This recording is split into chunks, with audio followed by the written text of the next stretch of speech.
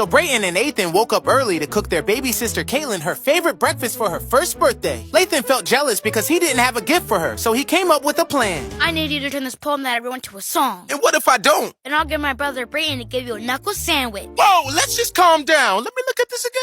Caitlin, get ready for your present.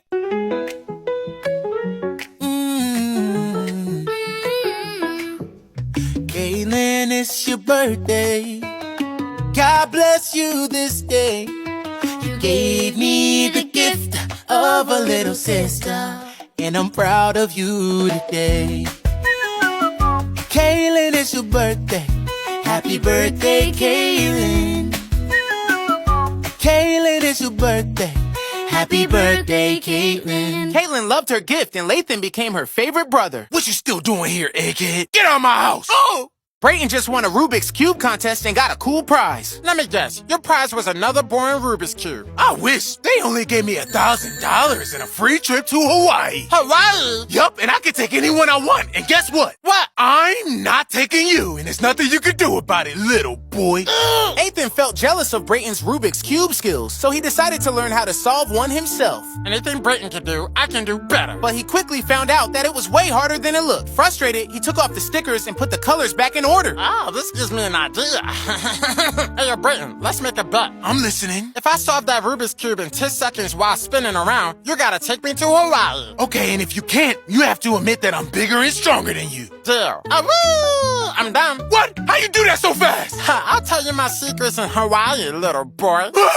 So I traveled to New Jersey to visit my parents, and as I was walking, Brayton, the bully from my middle school, saw me and told me to get in his car. I didn't want him to kidnap me, so I told him I was all right. If you don't want me to get out of this car and beat you up, then you better get in. So I got in, and he handed me a blindfold. I told him no and tried to get out of the car, but the door was locked. Put on that blindfold or I'm going to knock you out. I had no choice but to put it on. 5 minutes later, he told me to take off the blindfold. When I did, we were at the playground of our old middle school. He told me to get out and fight him. I asked why, and he said, I want to give you the chance to beat me up for all the years I bullied you here. So I hopped out and tried to punch him, but he dodged it and punched me right in my face. You'll never beat me up in your life, little boy. Comment below what you think I should have done.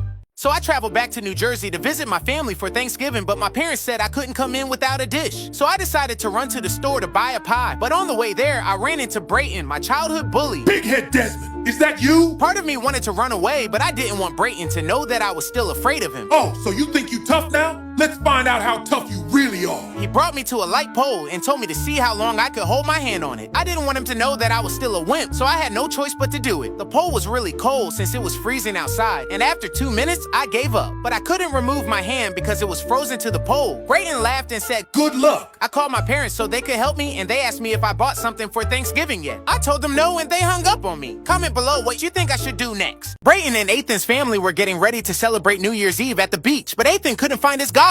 What are you looking for, Ethan? We're about to leave. My goggles. I want to see the fish under the water. Yeah, me too. Well, good thing I still have mine. Oh yeah, Brayton has goggles.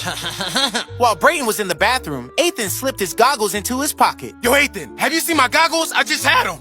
I'm still looking for mine. Brayton looked everywhere in the house for his goggles, but when he still couldn't find them, he figured he would just run to the store and buy a new pair. When he got back home, the family truck was missing, so he gave Ethan a call. Well, hello, Brayton. Ethan, where y'all at? Wait a minute. Are those my goggles? Yep, I've seen so many fishes already. What? Y'all really left me? Yep, and there's nothing you can do about it, little boy. Happy New Year. Ugh. Brayton's favorite sauce is hot sauce. He loves it so much that he puts it on everything. He pours it on his spaghetti, his cereal, and even in his bottles of Prime. But Ethan gets really annoyed with Brayton's hot sauce obsession because he never leaves any for him. Brayton, did you see the hot sauce? Yeah, I use it all. I'm sorry, Ethan. I'm just addicted. Dang it, Brayton. You know what? It's okay. I'll help you out. A few hours later, Ethan came back home with a brand new bottle of hot sauce and a red hot Reaper chip. He poured some hot sauce into a bowl, crushed the Reaper chip, and mixed it all together. Get ready, Brayton, because things are about to get spicy. Hey, Brayton, would you like some hot sauce with that? I sure would, but we don't have any more. Well, I'm in my own hot sauce. Here, try it. Brayton poured a ton of it on his food and took a big bite.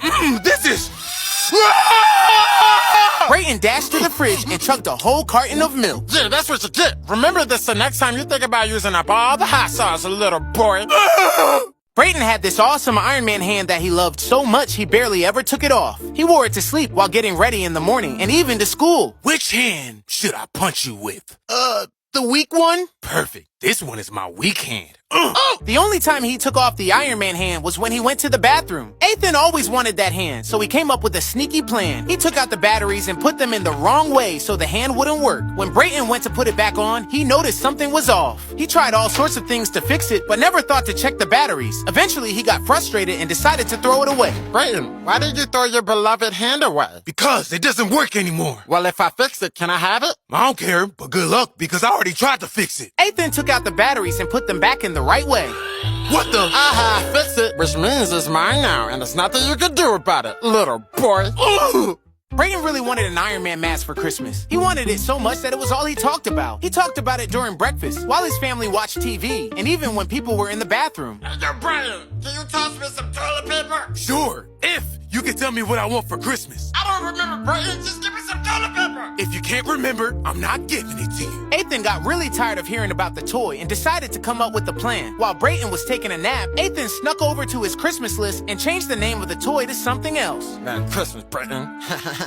Here's your gifts, boys. Merry Christmas! Brayton opened his bag and saw a banana. Where's my Iron Man mask? Oh, yeah, I crossed it off your Christmas list, and there's nothing you can do about it, little boy. No! Brayton's favorite snack is Takis. He eats them first thing in the morning, right after he brushes his teeth and even licks the spicy powder off his fingers. One day, he noticed he only had one bag left, so he came up with a plan to get more. Brayton, what are you doing? Making bags of Takis to sell? Ugh. What you mean, Have you even had one before? Nope, and I never will. Brayton was determined to change his mind. He tried to convince Ethan while he was playing video games, while he was watching TV, and even while he was looking for a snack. Brayton, I'm never gonna eat them, so just leave me alone! Fine! Just trying to help you out. After Brayton walked away, Ethan realized the only snacks in the house were those Takis. He stared at the bag for a moment and then slowly took a bite. Dang, these are good! By the time Brayton came downstairs, all his mini bags of Takis were gone. Ethan, you ate all those Takis? Yep, you were right. They were so good, and now you have none to sell, little boy. Well, guess what happens when you eat too many at once? What?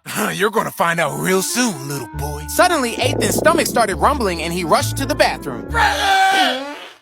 Brayton was totally freaking out because he had to give a presentation about Stevie Wonder in front of his whole class for Black History Month. No matter how much he practiced, he just couldn't memorize the lines. Bet I'll be there, and I'm gonna dunk on you like LeBron! Ethan, who are you talking to? I'm talking to Desmond through my new meta glasses. Well, keep it down because I'm trying to memorize these lines. I'm Stevie Wonder, and I'm blind, and Sing and play the piano. Dang, Brayton, even I knew that. I'm just not good at memorizing stuff. Suddenly, Ethan had a bright idea. He handed Brayton his meta glasses and called it from his phone. Brayton, repeat after me. I'm Stevie Wonder, I'm blind, and I sing and play the piano. Ethan, you're a genius. When it was time for Brayton to present, Ethan stood outside the classroom window and whispered the lines to him. And I sing and play the piano. Great job, Brayton. What else? Ethan didn't know anything else about Stevie Wonder, so he ran away. I like Dragon Ball Z. I like playing with my video games. All right, Brayton, just sit down. Okay. Brayton, you're going